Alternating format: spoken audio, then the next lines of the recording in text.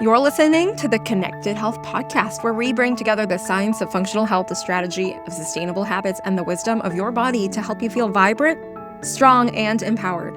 I'm your host, Vanessa Cohn, an integrative health practitioner, nutrition coach, and personal trainer, and I own Connected Habits Coaching, which is a company that helps men and women heal from the inside out using personalized strategies rooted in hormone health, metabolism, nervous system support, and root cause healing. If you've ever felt like learning to be healthy is too much of an undertaking, this show will help you discover those healthy habits so that you can reconnect, rebuild, and reclaim your health. This week's episode is about your metabolism, and there's a lot of myths out there about metabolism, a lot of false beliefs that people have.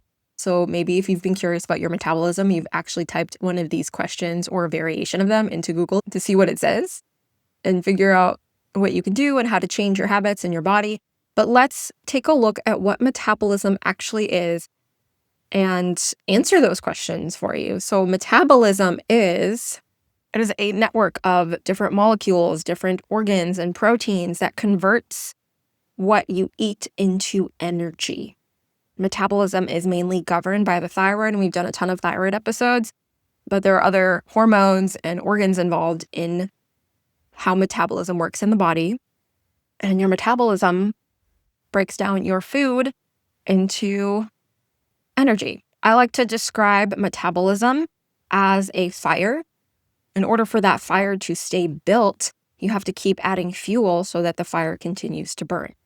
The more fuel that you add, the more wood or the more kerosene, whatever you add to the fire gets to grow bigger and bigger. So keep that analogy in mind as we talk about metabolism, what it is and how it works as we go throughout this podcast episode. Let's go through some of the biggest questions that people will Google. Question number 1, why is my metabolism so slow even though I eat healthy? To answer this, a lot of people confuse eating clean and eating healthy with eating enough food. And most of the clients that come to me, we do a 3-day baseline food log just so I can see, without making any changes, how much they're eating, what their typical day of eating looks like. And what I chronically see over and over and over again is that people are not eating enough food. It's hard to overeat, but it's very easy to undereat. And so what happens when you're undereating, you teach your body and your metabolism to say, there is not a lot of food coming in, so I need to lower my energy levels and lower my output of energy so that I can stay alive. The body and the brain work together to preserve life.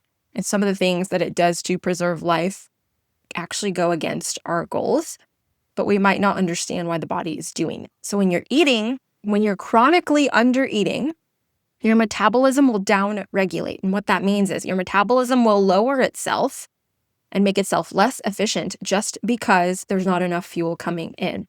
Our bodies have this self-preservation instinct.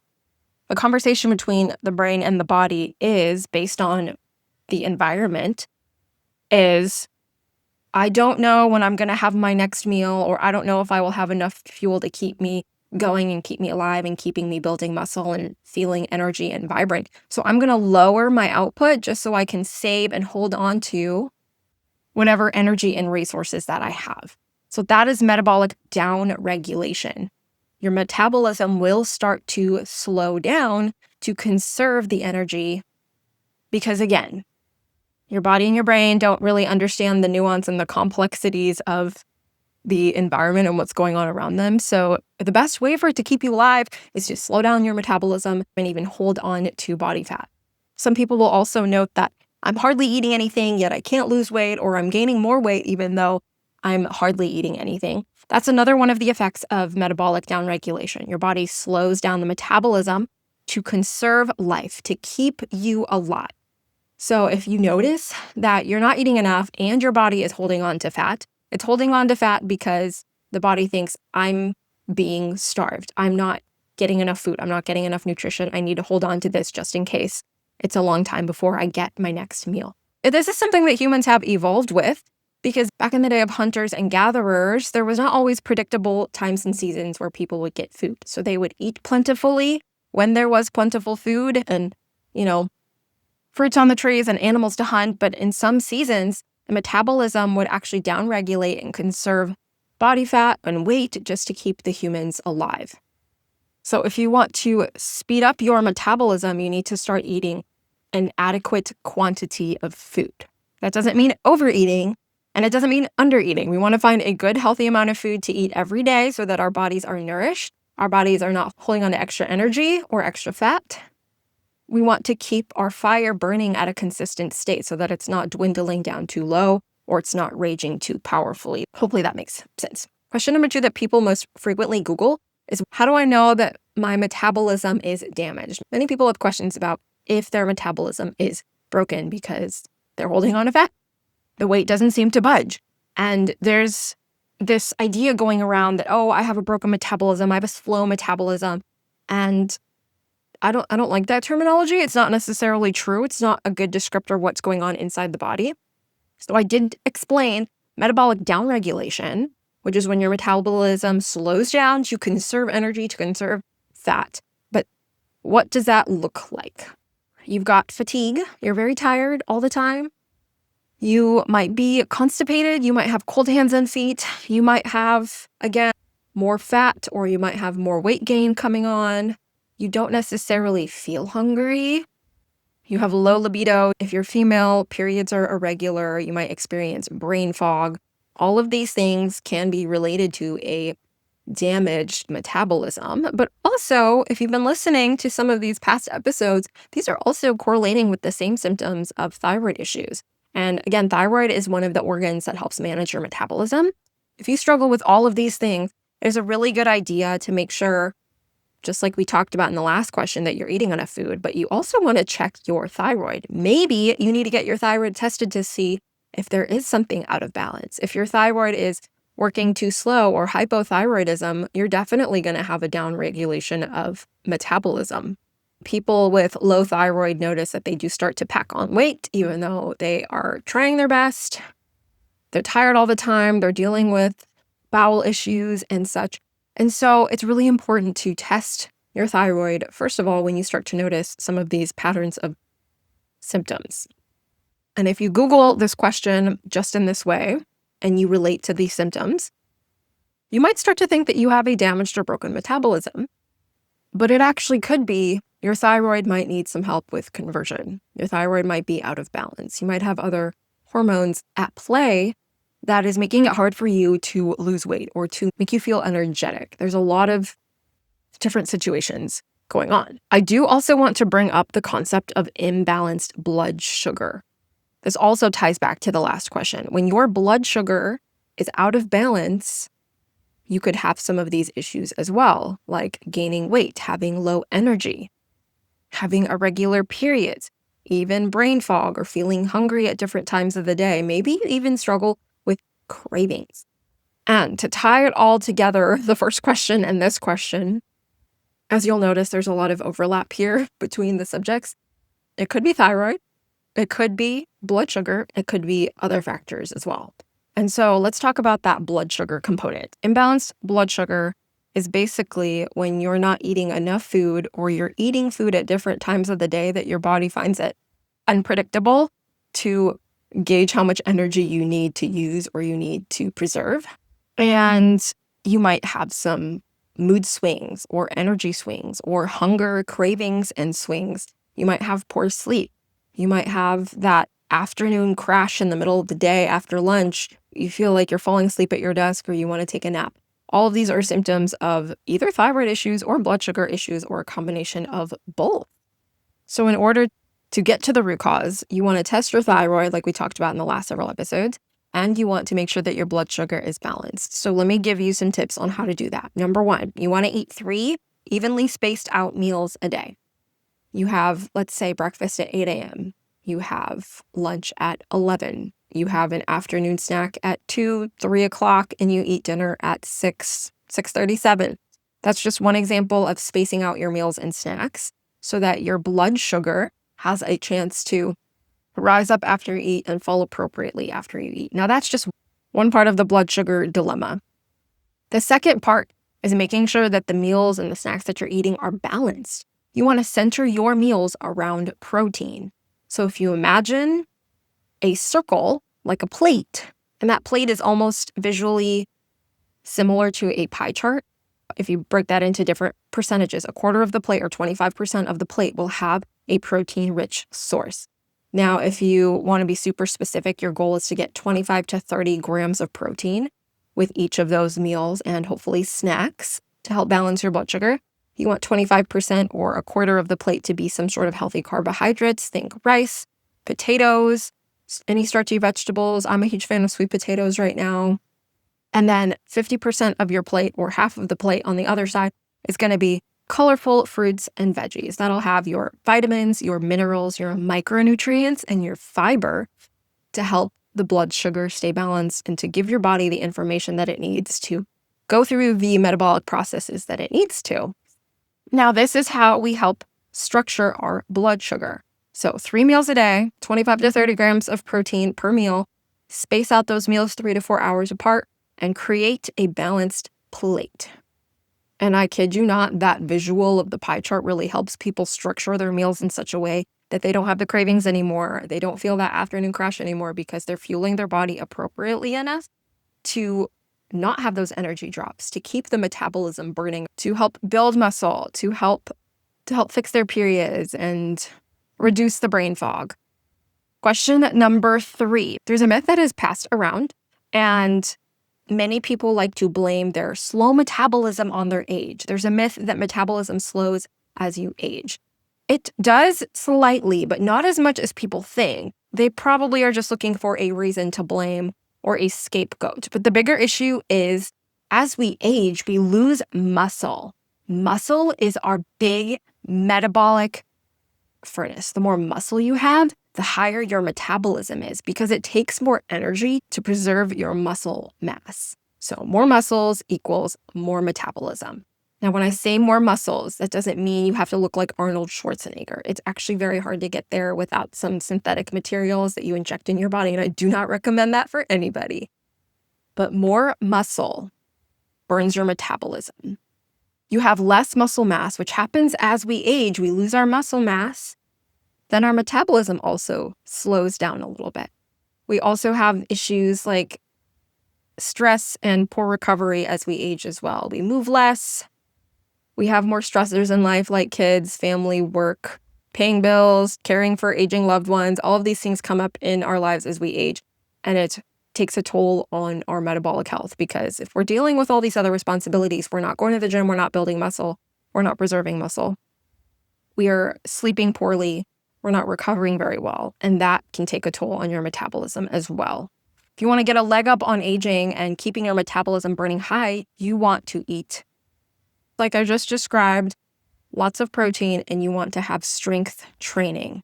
Strength training is for everybody. No matter if you've never picked up a dumbbell in your life, there is a way for each of us to start, even as beginners.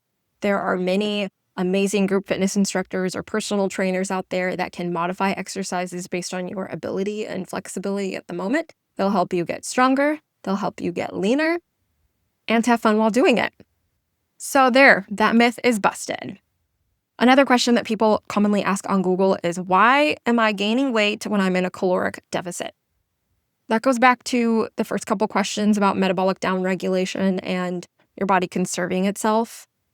Your body is working for conservation and keeping you alive. So a caloric deficit, if you've never heard the term, basically means when people are trying to lose weight, they eat less calories than usual. That way, their calories are in a deficit. They're not taking in as much calories as they're burning. And in theory, that's supposed to help you lose weight. However, if you have thyroid issues, if you have other hormonal imbalances, and if this is you and you're tracking your food, but you're not tracking accurately, maybe you're eyeballing it, maybe you're over or underestimating what's going into your food log, that's going to have issues with your outcome. So let's break each of those down. So your thyroid, we talked about, is the master of your metabolism. If your thyroid hormones are off, go get those tested. You'll be able to see if you have a thyroid problem behind your metabolic and weight issues. If that's not the case, there are other hormones involved. Among those other hormone imbalances is a hot button topic called insulin resistance. You might have heard that term pop up on social media or on podcasts. But here's what's going on. When you eat meals, so insulin is a hormone produced by your pancreas that is released when you eat food. When you eat food, insulin is used to put that energy from the food into your cells and into your liver. And insulin resistance is when your body stops responding to that release. And when that's the case, your blood sugar stays high for longer, and then it's going to dip and you're going to crash and you're going to feel terrible. It also causes the conservation of body fat. And people with insulin resistance will see their weight start to creep up.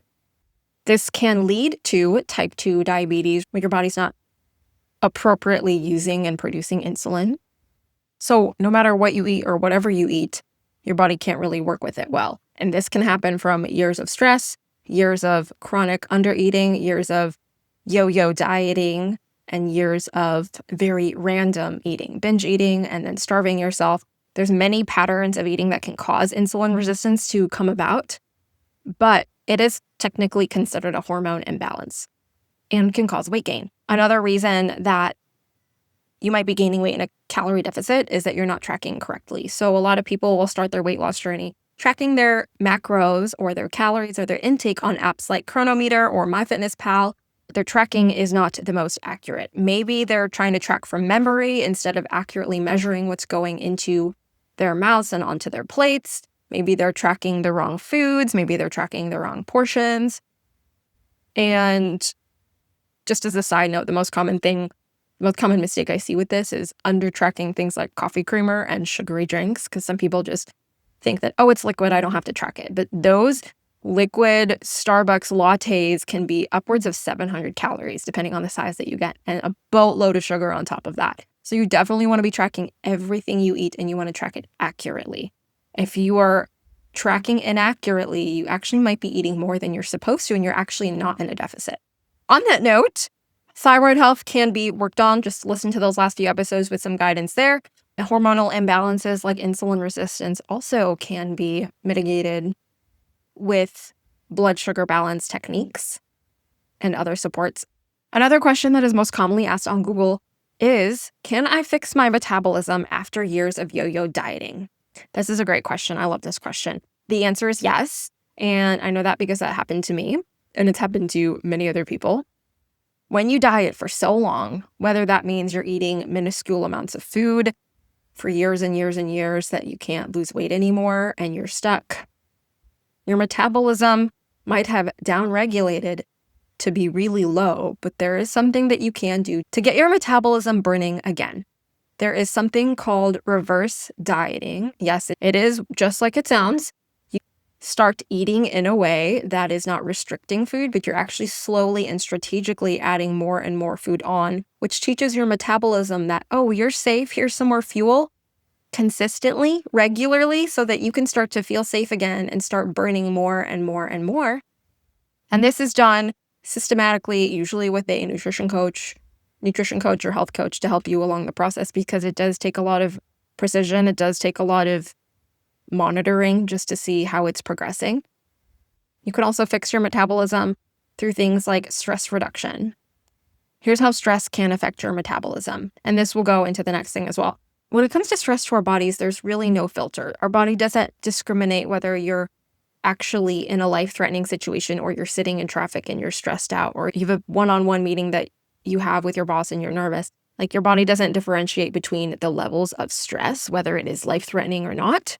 Your body will pump out stress hormones. And when the stress hormones are pumped out in your body, your blood sugar is also increased as well. So when there's more sugar in your blood, your body is generally preparing to fight or flight or freeze. Your body will prepare to basically save your life. So it's going to bring a lot of energy into the blood to help you in this stressful situation. This is also from generations past. Ancestrally, there were situations where humans were hunting and they had to run away from a bear or a predator, and they needed their body to mobilize strength and energy in order to do that. Now, many years later, we're still dealing with the same biological response, even though the circumstances have changed. High stress equals high blood sugar. If that sugar in the blood is not used for, fighting a bear or running away from a predator, it can actually stay elevated in the blood and cause other hormonal issues related to thyroid, metabolism, sex hormones, and all of that. This is why it is so detrimental to be living such a high stress lifestyle. It down regulates everything. It messes everything up. Now, going back to the question, can you fix your metabolism after years of dieting? Your body is stressed out from years of dieting, not getting enough food. It does some damage short term, but you can ultimately fix it by teaching your body that you are safe, that you are going to give your body enough fuel, enough food to stay safe. And reducing stress can look like calming activities, breath work, yoga, anything that actually calms your body down. When your metabolism is seemingly damaged from many years of dieting and blood sugar issues, you're also facing the dilemma of nutrient deficiencies. You're not giving your body enough nutrients to do the processes that it needs to do to help you be healthy. If you're eating a mostly junk food processed diet, whether that's overeating or even undereating, you're going to have nutrient deficiencies. And this can show up in things like thyroid problems. When the majority of your diet is processed foods, you're not going to have the important nutrients like selenium and iodine that help your thyroid function. If your thyroid doesn't have those nutrients, guess what? Your thyroid is going to slow down the production or even stop the production of thyroid hormone. That's going to slow down your metabolism. That's going to cause you to gain weight and sleep poorly and have constipation. So all of these choices that we make daily with what we put into our mouth, how much sleep we're getting, all affect so many other body systems downstream. All of these are really great questions that people have typed into Google, but seemingly I see a theme across the answers to all of them. And I'm going to summarize that for you. If you want to fix your metabolism, number one, eat enough food. Your body just wants to keep you alive. And if not enough nutrition and nutrients are coming in, it's going to downregulate or slow down your metabolism just to preserve as much energy as possible. Number two, along with eating enough, you want to eat balanced meals. So just like that plate pie chart analogy, structure your meals like that. 25 grams of protein, 25 to 30 grams of protein per meal, have some healthy carbohydrates, and half the plate full of fruits and vegetables. And I like to tell people, eat all of the colors of the rainbow. We've got our red fruits and vegetables, orange, green, blue, purple, all of these beautiful colors in the rainbow. Eat them. Eat as many colors as you can every single day just to get the nutrients that come with it. Next, you want to build muscle. Muscle is your metabolic furnace. The more muscle you have, the higher your metabolism works. I tell people muscle is a cheat code to a higher metabolism. If you go into the gym and start lifting weights, you want to lift correctly, but you also want to challenge yourself so that your body is building muscle. When you build your muscle and you eat enough food to help repair the muscle tissues and build even more, your body is going to efficiently burn metabolism, as well as give you more energy. It's going to help you sleep better. It's going to help all of these other things that you struggle with if you think your metabolism is broken. And the goal is to do these things consistently. If all of it seems so overwhelming, just pick one thing to start with. I've worked with clients across the spectrum and where they are. And I had one client whose goal for the longest time was just to eat 3 times a day. And that's okay. If that's where you're starting from, that's okay. Maybe you're on that level. Maybe you're in a different place where you're eating 3 meals a day, but you need to change the content of your meals to be more balanced. Maybe you need to add that 25 to 30 grams of protein per meal. Maybe you've got that down and you need to start adding strength training to your routine. Wherever you are on the journey, just start there, nail that down, and then you can start adding in other habits as well. If you think your metabolism is broken, it's not. It just needs a little bit of help. Your body's asking you for help through the symptoms that it's giving you. And it definitely is fixable. I have a free quiz that I offer to everybody called the Metabolism Quiz. You can take the quiz. It takes under 2 minutes, and it can actually give me some insight into where your metabolism might be needing support. I'll go over those quiz results personally with you and give you a roadmap to restoring your metabolism and getting you on track for your goals. So go and click that link in the description below. It's going to be there. My inbox is open if you have questions about metabolism. You can email me at vanessa@connectedhabits.com, or you can find me on Instagram or Facebook, Connected Habits Coaching. I'm happy to answer your questions anywhere you want to find me.